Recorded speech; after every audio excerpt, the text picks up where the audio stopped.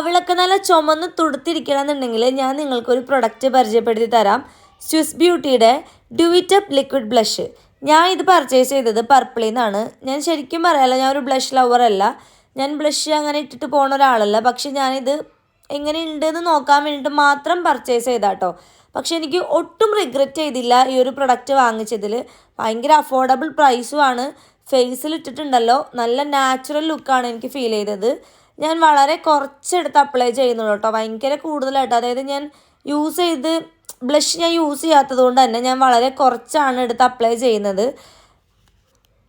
ഞാൻ ഫേസിലിട്ട് ബ്ലെൻഡ് ചെയ്യാൻ സ്റ്റാർട്ട് ചെയ്തപ്പോഴത്തേക്കുണ്ടല്ലോ ഭയങ്കര അടിപൊളിയായിട്ട് ബ്ലെൻഡ് ആവുന്ന പോലെ തോന്നി. എൻ്റെ സ്കിന്നിനോട് ഭയങ്കരമായിട്ട് സ്യൂട്ടബിളായിട്ട് പോകുന്ന പോലെ തോന്നി.